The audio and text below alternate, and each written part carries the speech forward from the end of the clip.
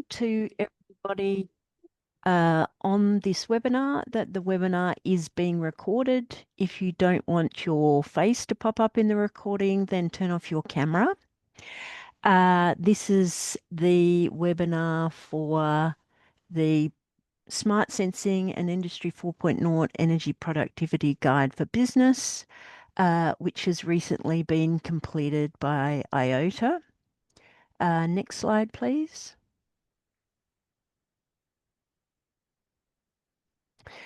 Just like to do a brief acknowledgement of country. We acknowledge the traditional owners of the ancestral lands in various locations from which we meet today and recognise their continuing connection to the land, waters and culture. We pay respect to elders past and present, acknowledging them as the traditional custodians of knowledge of these lands. Next slide, please. So just a quick overview of RACE. RACE is about reliable, affordable, clean energy. We're a cooperative research centre which has close to $70 million in federal government money. We started in 2020 and run through to 2030. And our key metrics are about energy cost savings and greenhouse gas savings. And we're principally consumer focused. So we're not considering large-scale renewables generation. We're more about supporting Australian businesses and industries to cost-effectively decarbonise their operation. Next step. So we have 5 research programs: Race for Business, Race for Homes, Race for Networks, Race for EVs, and Race for Change. This project was hosted within the Race for Business research program. Next slide, please. There's 2 main themes: digitalising industry and decarbonising business and supply chains. And this project related to the first one, digitalising industry. All of the information about our completed and current projects are on our website, including there's the opportunity to download both the reports which were generated as part of projects, but also we record the webinars, so there's links there so you can watch a webinar at some later stage if you weren't capable of catching it when it was first presented. Next slide. I'd now like to hand over to Frank for him to introduce the main webinar. Thank you. Thank you, Tracy, and welcome to you all. I'm really pleased to be here to go through the work that we've just done with RACE. For those who don't know us, IoT Alliance Australia is the peak industry body for the Internet of Things, founded in 2016, and we are all about creating a data smart Australia. Our key industry focus areas are industrial automation and connected supply chain, and net zero and nature positive transition. And we're all about trusted, accessible use of IoT. We're a founding associate partner and supporter of Race for 2030 CRC, and very much support what they've been doing.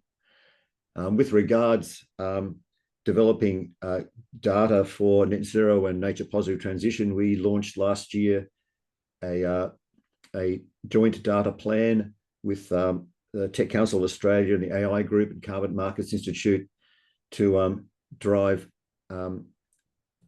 policy that enables better data, clearer data, automated and simplified processes to not just carbon report, which is very, very simple, but actually managing transition and energy productivity is utterly key.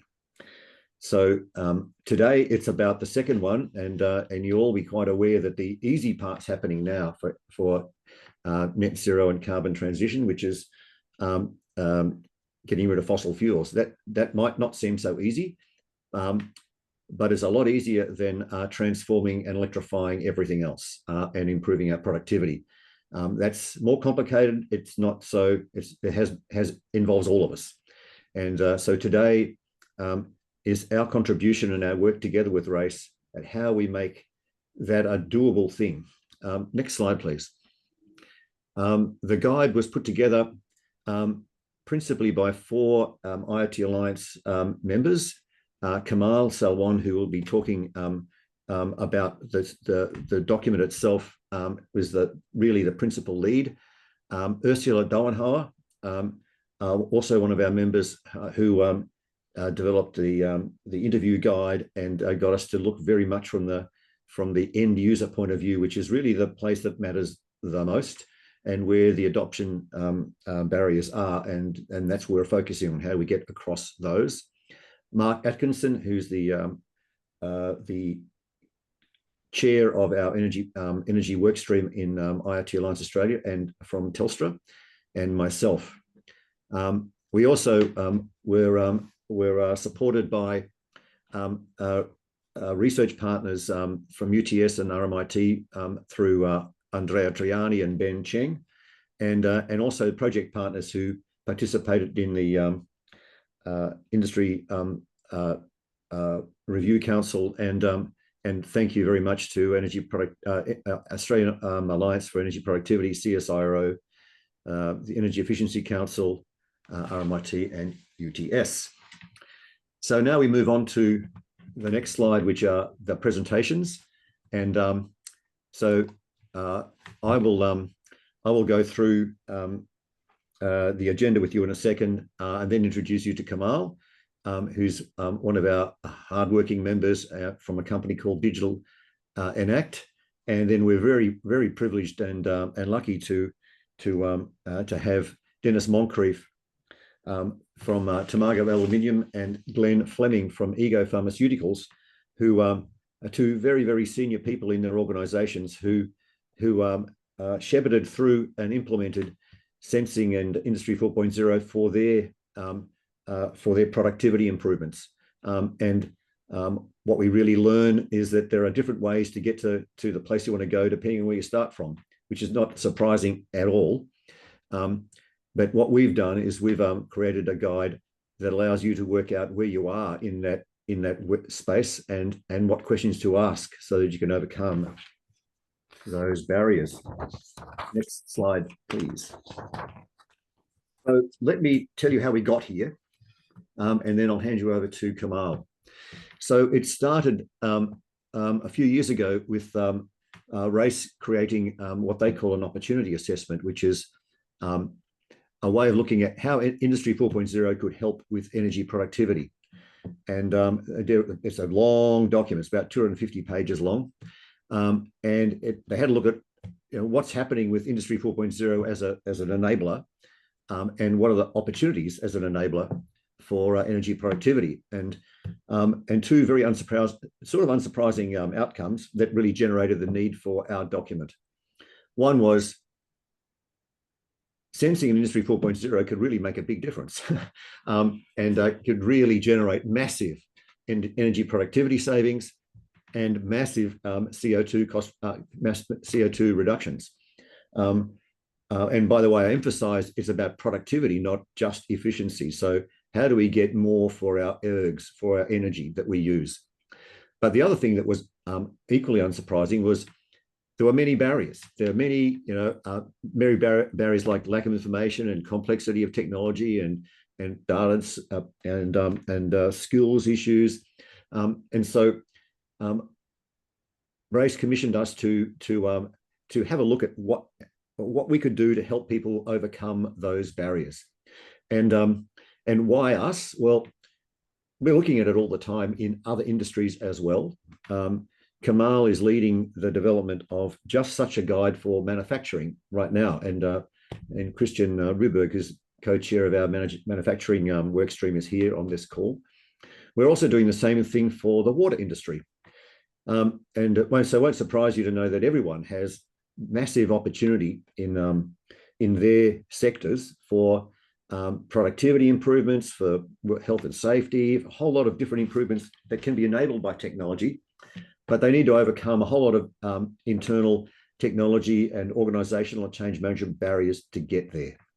So we undertook to come up with a with a common framework guide that would apply to, frankly, all industries, but then apply it directly to the sector and to the challenges of that sector so that it would be meaningful for those people in the language of those people. So that's why we created the Smart Sensing and Energy Industry 4.0 Energy Productivity Guide. It's available now on the RACE website and on the IoT Alliance website. And so with that as a background, and to remind you that, not to remind you, basically to explain to you that we're here for questions and answers at the end. That's probably about 30 minutes away from now. So husband your questions, put them on the chat if you have them, and we'll attempt to answer them as we can along the way. The slides will be available to you at the end of this, of course.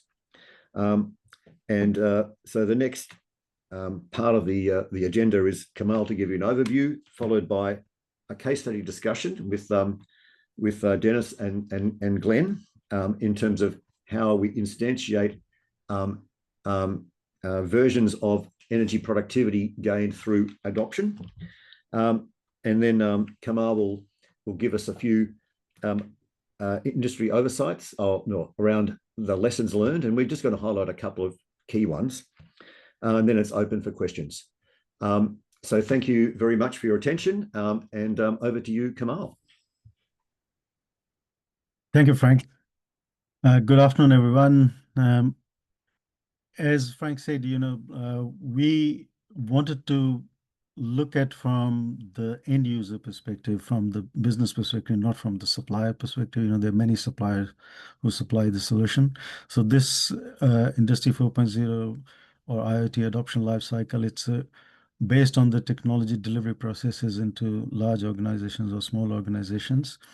But it's the other thing, key part of this one is that this is a business-led one. And what this is providing is a kind of a practical path and a two-stage journey, starting with business, but then looking at what we need to do it in operations or so. The purpose is, Frank was mentioning, it's helping you improve the energy productivity and make it as a smart energy productivity from your perspective, in integrating with the sensing and Industry 4.0 set of technologies. And overcome the challenges, because many challenges occur when you're trying to bring in a new technology or a new ways of working in your business. And at that time, what you consider or what you don't consider at that point in time will make or break the adoption of that innovation in your business. So, but another point I want to make over here is that the kind of the real world implementations do not always follow the linear path. They will start with something which is very, very specific in their context and their environment, and then they move into the bringing it all together. And we'll show you, how this thing happened in one of the case studies. This life cycle, it can be tailored to whatever your context, your needs are, but you can start from different places. So stage one, business strategy, it's mainly driven by understanding, what your business reasons are, so that why you're getting onto this energy productivity and why you're picking up on the sensing and Industry 4.0 set of technologies. So understanding your drivers, defining your business problem, and what are the outcome success would look like. So let's go deep into this. So what you see on the left side is a part of the opportunity assessment, the 250-page document Frank was referring to. There's a lot of work that has been done. A lot of work has been done in terms of what these technologies are and how they apply in this case. What we looked at in this guide, which is kind of a 36-page guide, is applying the business lens to it. Yes, there are problems, challenges, there are benefits, but then why, how do we apply the business lens on top of it? And if you look at the drivers, business drivers and value, that's fundamentally based on, your three core fundamentals. Either it's a, revenue, cost savings or your kind of risk management. From energy productivity, you might be thinking, what is in it from the revenue perspective? But it's like, say, if the customers are asking for more sustainable products, how do you tell them, how do you show them, your products, your processes, how you build all those things, and they are sustainable. So you got to get the data from that perspective. In terms of entering into new markets, some places, they are asking for a carbon footprint, or how do you provide a kind of a digital passport right across. Or in EU, there are carbon border adjustments, that's happening. So there's a lot of things, that can uh, feed into the revenue. And remember, all these things are intertwined anyhow, revenue, cost, risk. So, it's not standing one against the other. The cost management, it's invariably the common thing in all the new innovation or new projects or so, that's happening. It's more mainly internally focused, and that's where, the real-time data comes into play, and you would look into improving your overall equipment effectiveness, OE. There are a number of different metrics, that are mentioned here. Risk is the another thing, where you would be looking at all types of risks to your business, be that your market competitiveness, be that your environmental risk, climate risk, or is it just a cybersecurity? Because cyber risk is as important as one. When cyber is a business problem rather than looking at from a pure IT perspective or so.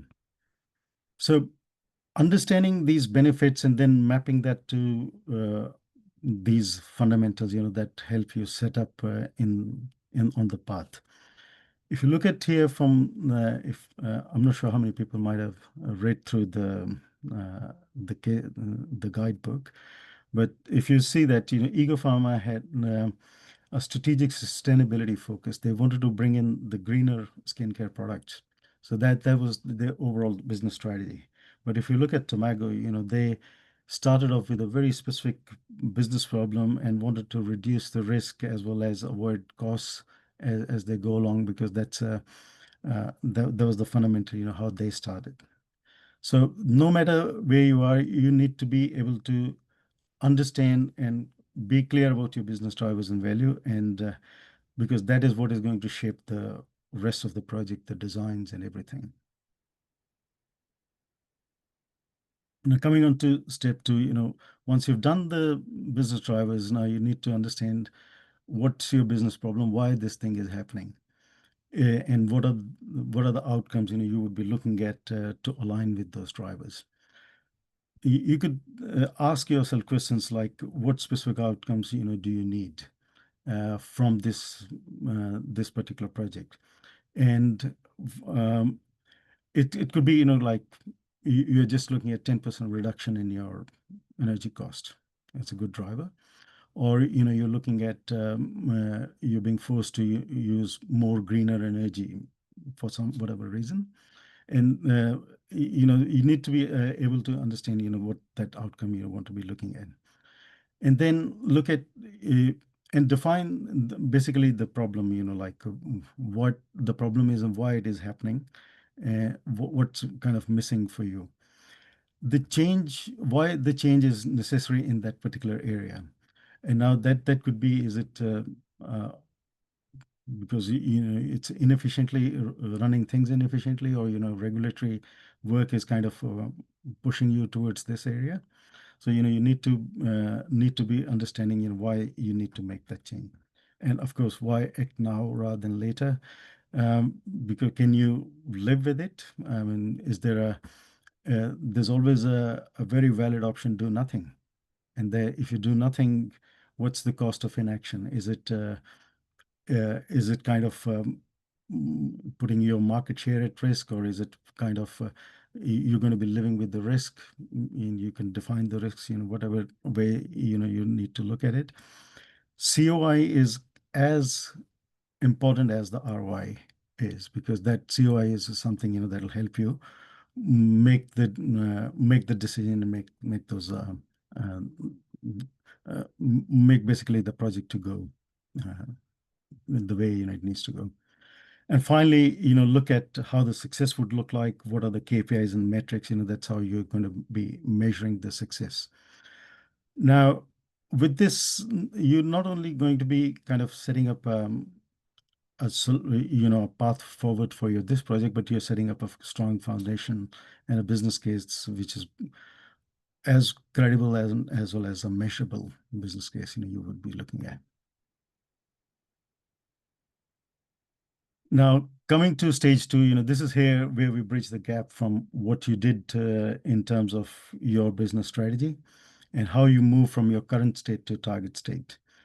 And over here, it's part of the 3-step process as we look at it. But if you see, change implementation is right across the whole stage 2. And that's something, without this, it's a very challenging thing to get the adoption working. Now, diving deep into the step 3, which is basically identifying your information and capability gaps. It's kind of your diagnostic stage, trying to understand what's kind of holding you back. Understanding from an information perspective and the data perspective, what you already have, what is being measured, what is missing. They need to understand that. In terms of the data timeliness, is it kind of do you need it real time to make real time decisions, or of course accuracy and reliability is everybody would want it. Sometimes you can make guessworks or so, but accuracy and reliability are the key inputs to making data driven decisions. Many times, you have the information, but sitting in some kind of a silo where you have to be able to assess whether you need to integrate that as part of this project or not. Then understanding the capability gap, which is basically people, processes, and technologies. This is important because people skills, do they have the skills to do the sensing in Industry 4.0 projects or not? If they have skills, do they have capacity? Is the leadership ready to, kind of push on this project and reallocate the resources on that area? Processes, whether they are manual or automated. And when I say automated, it's both physical and digital processes. It's a time for you to reassess, in such situations, whether you really want to achieve this thing through a manual process, through a digital process or a physical processes. And of course, your efficiency and integration part of that right across your organization. And technology is the key thing, everybody has got, and you have to understand whether you have connectivity, interoperability, and so on. And once you have these gaps, you need to be able to work through, prioritizing those gaps through various tools like heat maps, audit maps, or road maps or so. But the key thing out of this one is, focus on what's your business problem is, what's the high impact, what's the easier gaps you could fill in. The path is never linear. You sometimes go up, sometimes go down, and that's the way you look at it. But the key thing out of this one is a defined future state which you will have, and a clear gap closure plan in terms of what you have, so you would understand where you are to achieve these outcomes.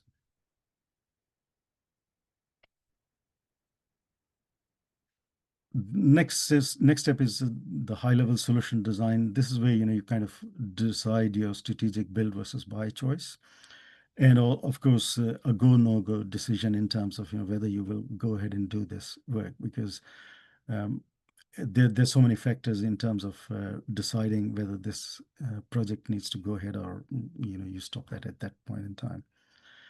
This is the place where you look at clarify what your requirements are, both from your data perspective, from your systems perspective. Can they meet the necessary outcomes for the energy productivity? And will they integrate into your existing environment? And will they integrate into your existing set of systems, operations, and everything? The delivery models are important to look at it. 3 basic ones: custom build, buy and integrate, or buy as a service. Each one has got its pros and cons. So if you look at from a custom build perspective, it gives you maximum flexibility, control, but it requires a lot of in-house skills in the capabilities, and as we discussed in the previous steps, step 3. Buy and integrate is more like you pick up the ready-made solutions from the market, but then you have to integrate that back into your environment. And you have to look at, this integration. Is it kind of standards based or not? Is it going to be becoming an integration tax on your environment or so? These are the considerations you have to have. And of course, buy as a service is basically um, outsourcing that work with the predictable outcomes, SLAs, less, it's a standard solutions, less customization, but it takes away the headaches from you, and it's probably more suitable for SMEs to start with. Your considerations, cost, time, you have to balance all those things, availability of the skills as we discussed. This is the place, where you will look at a go, no go decision. But from a case studies perspective, what we looked at, Ego chose a path to build skills in-house. They grew their team from a set of 3 to 5 engineers to about 25 engineers over the period. And it's for different reasons. And whereas Tomago started the proof of concept from a very technically challenging problem, but then they outsourced that and partnered with the external partners to productize their learnings and productize their solution for an ongoing sustainable support. Now, step 5 is where kind of rubber hits the road. You design the technical design, and given that you are going ahead after the step 4, you go ahead and do the technical design, and here you look at your functional, non-functional requirements. And when we say functional, it's basically looking at from what your information and data flow requirements are, how the information needs to flow through your application processes, the technology. Again, the application technology comes for both physical and digital processes. So it's not alone. And you got to be looking at how you integrate that between the physical and digital environment, because end of the day, everything needs to work in symphony, basically. Non-functional requirements are one of the things which make or break a solution. And both the case studies, they highlight the defining of these requirements early on, because if the solution is a very good design, but if it's not reliable, or if it's not available when you need it to be there, or you can't scale it on a multiple different lines or different places in your business, that's requires a lot of work, and non-functionals do cost a fair bit of money. In terms of security and privacy, that's a given. You would have to consider your physical as well as your digital security and all the cybersecurity requirements. Energy usage of any solution, it's important, because from an energy productivity perspective, you don't want to create a solution which is a hog on the energy anyhow. So that's an important part. But when you get to the technical design, you need to map your current and target processes, and you have to look into both physical as well as digital processes. And for that, there are many reference frameworks, and IoT Alliance published a framework, which you see on the right side, about 4 or 5 years ago, just before COVID, actually. I remember that. And that's a process many vendors who are probably on the call today might have used it. That's you use such processes to do the nitty-gritty and the designs of what you need. The idea is to design the process and the technology together, hand in hand, and iterate it as you go along. So at the end of it, what you'll see, you'll have a technical design which is kind of ready for implementation and is aligned with your business goals. And yeah. Let's move on. Now, change management. Effective change management of implementation right across stage two is a core to it.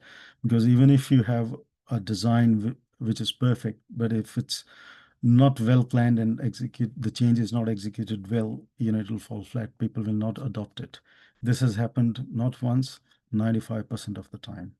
Only 5% success rate is there, and that is because of this change management right across the stages.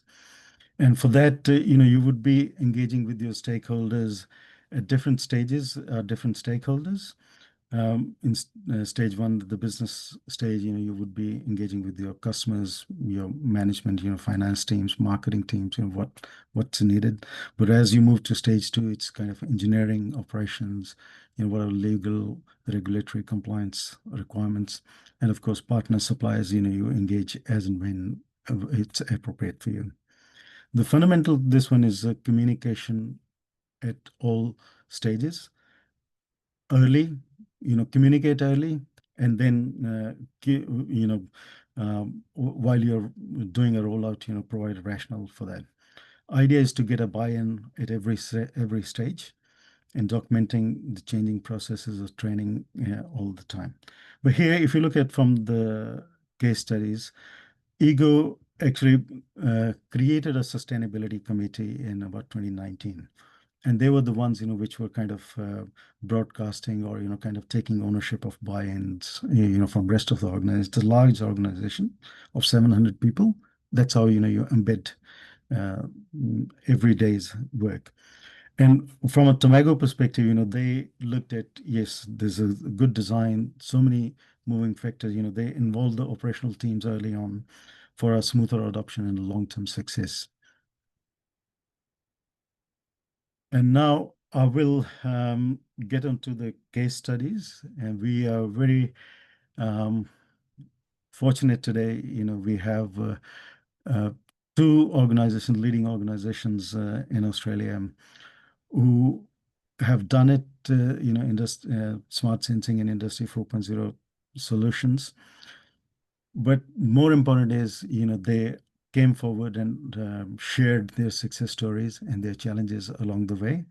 And we are here lucky to have Glenn Fleming, who's the Chief Operating Officer. I'll discuss that for Ego, and then when I go to Tomago, I'll talk to Dennis from that case study perspective. So let me give you a brief on the Ego Pharmaceutical. They were looking at digitization and sustainability as a kind of a strategic imperative, as I was mentioning before. And they started very small, like on a very like a mundane style of a problem, data loggers, temperature records or so, and looking at how that temperatures move from different locations, how they were, allocating their skilled engineers to do things, which could be automated or so. And there was a lack of approach for, this sustainability was their goal, but there was no approach for that. So, they started very small. The challenge was, they wanted to support that their drivers, which they were expanding as part of the business growing and doing operational efficiency. As part of this, they implemented a BMS solution. And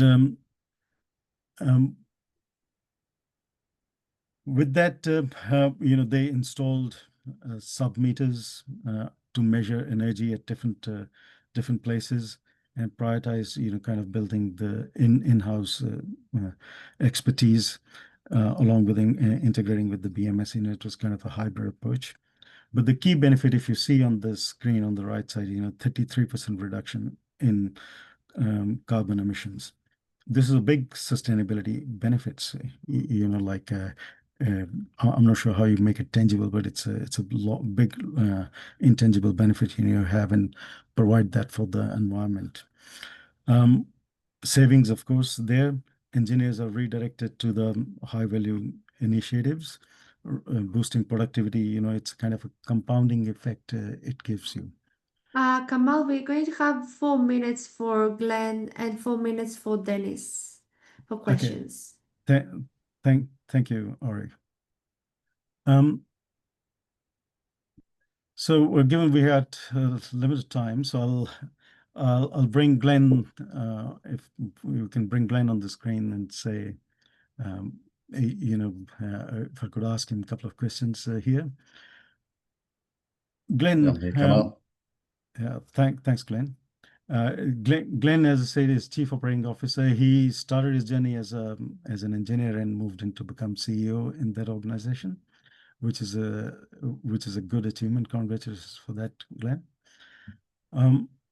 So, as I mentioned, this guide emphasizes a lot on clear business drivers and transformation.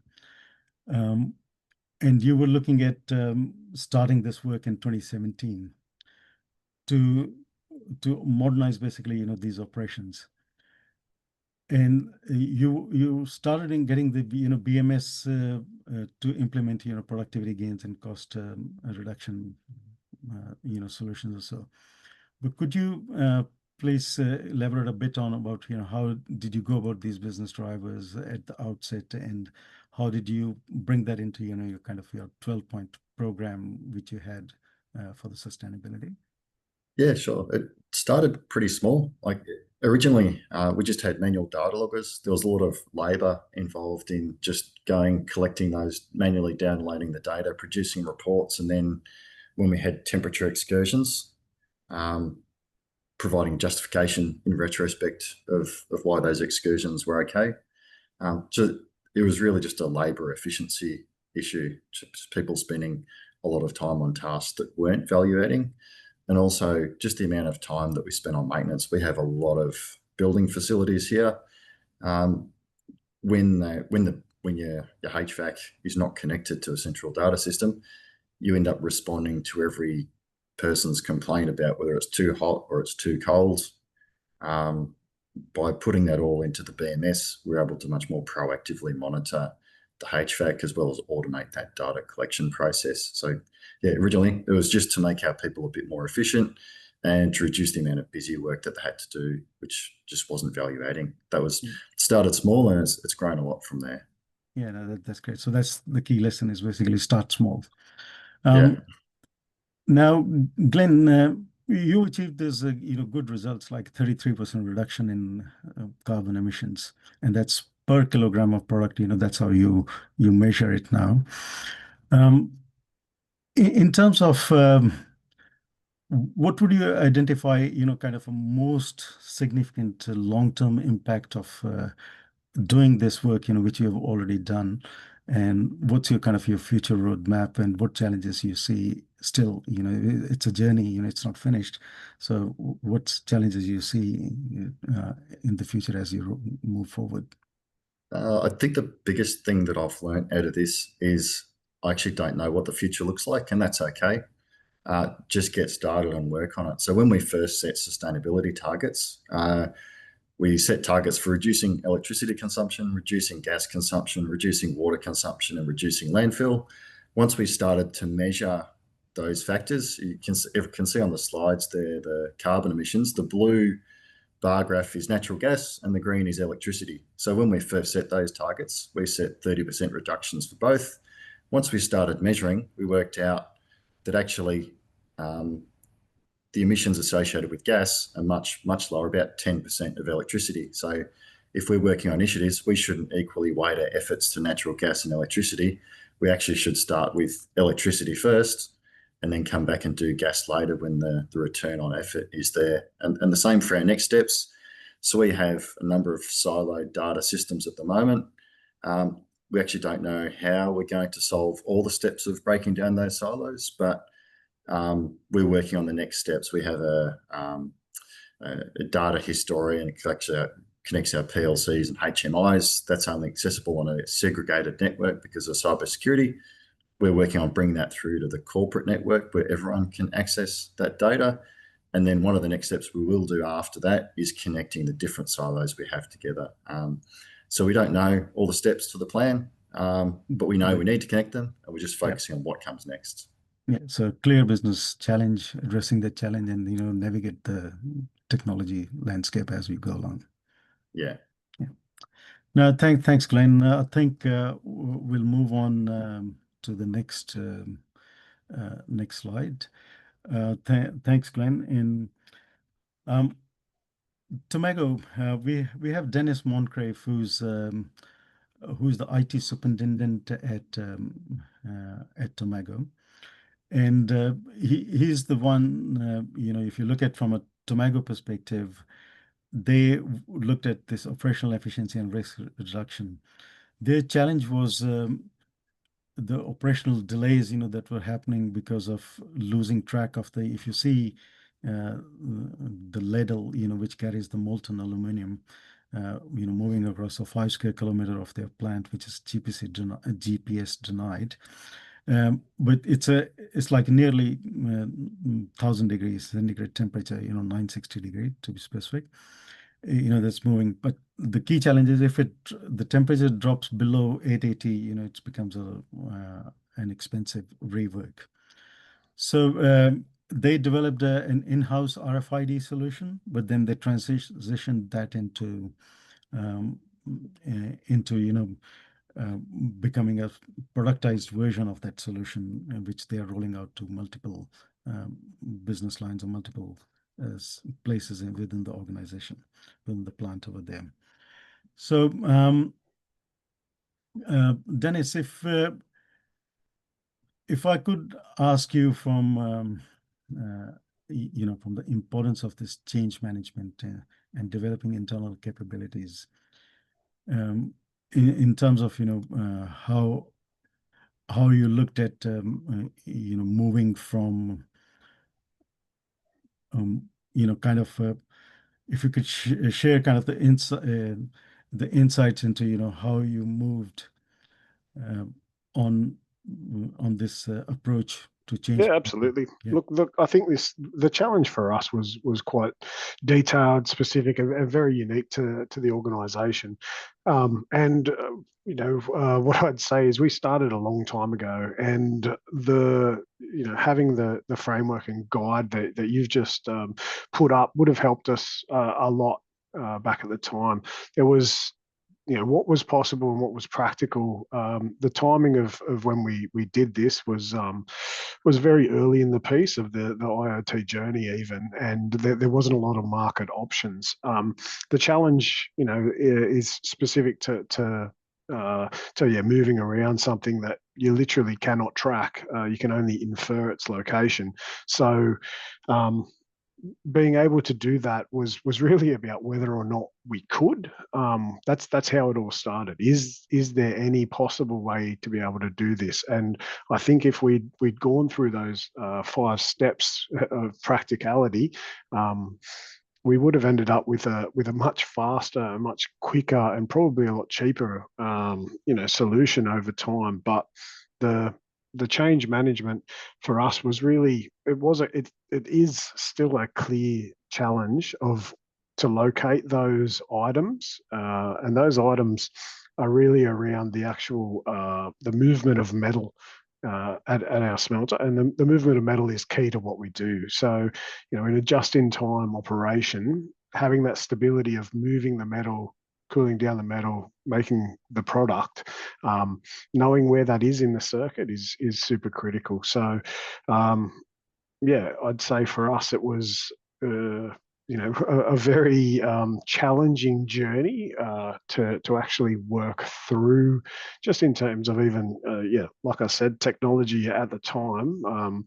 But I believe we made pretty well a lot of the mistakes that you could avoid if you did follow this framework. You could avoid the experience we had where we created technical debt. We had to actually solve that. We didn't walk into the process thinking about the sustainability of the solution, which then led to failures, which meant that we had to go back and rework and re-spend the money. Fundamentally, the business case is still exactly the same. It is still a massive improvement for an operational smelter to know where those things are and to know even just things like the actual cycle times, being able to actually work on that consistency of information. It's still a challenge, and even discussing with other peers in the industry, like they are still experiencing the challenge today. They are struggling to solve the same problem that we've solved, and even when I say that we've solved it, we're still building that sustainability into the solution, because it is a constant evolution of it as well. So the framework, while I'm here sort of speaking about my experience, the framework is allowing me to actually learn how to do things more effectively than we started when we started with that sort of piecemeal challenge from the CEO at the time of can we track these things. No, thanks, Dennis. That's very well put, and I think you covered many of the other questions I had for you. So thank you for that. It's a great, and thank you, Glenn and Dennis, for spending time. I know you had to make last minute changes to your schedules to get to this webinar. So thank you very much once again. I'll just move on to some of the last part of the key lessons learned and the key insights from the guide. If you look at from where things are, I mean, I can read that what's on the screen, but fundamentally, it's basically understand your business needs. Technology is only half the story. You need to understand all that part of it in terms of your sensors, networks, analytics. All these things are there, yes, but you understand your business needs and the KPIs. Plan your integrations upfront, understand your business capabilities. Functional and non-functional. Functional, many people look at it. Non-functional is something I would emphasize. It's very important, and it a big contributor to the cost as well.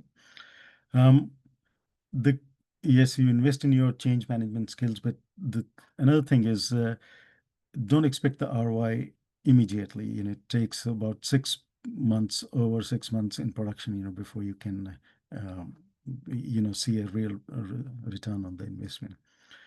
So here, the key learning from Ego was the first step was to get the data on the network to build a foundation. And from there, as Glenn was explaining, you can integrate, and the challenges are still there to integrate the data and use advanced analytics. And from Tomago's perspective, they had the problem. They didn't want to lose sight of it. They had scope creep issues, but they wanted to, stay close to that and solve that problem, as they set out to do so. Just a summary, I mean, Industry 4.0 works, and you can use it to get your energy productivity gains. Follow a 5-step cycle, and if you haven't done that, please look at it and see how it can apply. Learn from the case studies, and we invite you to share your case studies, or contact us if you need any specific help in terms of creating those case studies. I hope this one kind of inspires you to kind of take an action and at least understand the cost of inaction if you haven't done so so far. And that's and get started on energy productivity. I mean, as Opportunity Assessment did, there's a 10% saving is out there. You just have to go and get started and do this work. So with that, I'll hand over to Frank for questions and answers. Thank you, Kamal. Really excellent. Thank you, Glenn and Dennis. And geez, we really could have just spent our time just talking to both of you for the whole time, really, in a way. I mean, I just love hearing it from where it's really coming from. So there's an opportunity to throw in a couple of questions if you have. I've got 2 that I'm going to bring up that are on the chat. There's a place for a few more if you want to get it in there. One that's sort of been answered, but it's worthwhile highlighting. It's a question that came from Phil, which is, I have a challenge in getting energy data management and productivity high up on our priority list for our digital and technology team. How critical is the business digital IT team to enable the solutions you're talking about? You did not list them as a key stakeholder. Well, we didn't. They are absolutely a key stakeholder. The guide itself doesn't preclude any stakeholders that you might have in your organization, because we don't know what they all look like, but most organizations have them. And depending on the nature of your organization, they can either be a strategic enabler, which is sort of where ego sort of went. I think they ended up, and then Glenn came back and said, "Hey, we realized that our ICT team were too broad in terms of what they did, and focusing them on an operational issue wasn't easier, and so they actually created a technology automation team," which I thought that's a pretty interesting answer. And listening to Dennis, he's an IT superintendent, so he sort of became the technology automation team person. And so, dare I say it, different digital and technology teams behave differently in different companies, and engaging them at the right time in that business cycle, either strategically if they're strategic, or more tactically in the conversion from current to future state, is important. And one of the big lessons that we learned from both, but from other case studies in other areas, is that if you have a strong business case and you start from the business first, it actually drives change, notwithstanding any internal hurdles, including whether they're structural or departmental. So don't use the project to change the organization. Use them in the right way. It's probably the good answer for that. There's actually a question here for Dennis and Glenn. I don't know whether you guys can answer it, but you're here, so I thought we'd take advantage of you. And it was a question from Christian. This is, we've written this guide and we think it's not bad, but hey, what are there any important elements missing in the guide that you see, or are there any aspects of the guide that you might highlight more relevant to you than others? It's sort of either way. We don't mind if you say, this just doesn't work for us, or this did work for us. We're interested in learning. So Glenn and Dennis, do you have a comment on the guide and its usefulness and applicability? Oh, for me, yeah, it reads like a list of things that we should have done. To your previous comment, the business need, the business, it did come from outside of IT at the moment. So I am IT, so with it outside, it lacked that sustainability piece and lens to it. The strategic part was not part of the equation. It was really a bunch of engineers, working out whether or not it could be done, and having a sort of great time getting there, but the actual sustainability of it into the future wasn't there. So this framework, while I can't detail on whether there's anything missing there, yeah, as soon as I sort of look into it and even stepping through it with Kamal then before, it's a great guide to it would have improved us and made us much more effective and efficient in delivering the solution. Thank you, Dennis. Yeah. I love your comment there. Thank you very much. And Glenn wrote, it's important to consider the elements of the framework. I don't see anything important that's missing. We encounter most of our issues at a deeper level of detail than what's shown in the framework, typically with finding the right tools and developing the skills we need for implementation. Yeah, indeed. I think the guide isn't a how-to guide. It's not a how-to design so much as a how to get past the barriers that stop you from getting to that stage. So you can be in there. There's 1,000 companies who can design things at great detail, but it's getting you to that point. And I'm really pleased that it's effective in that way. And it's simple. It's a 30-pager. So 30 pages gets you to ask the right questions is not a bad start. It's getting you started and be on the adoption journey. Yeah. And I think those are the only questions I had in here. And we're actually only 2 minutes from the end. So I think last chance for anyone who's got their hand up. Is there someone with a hand up there? Was it a?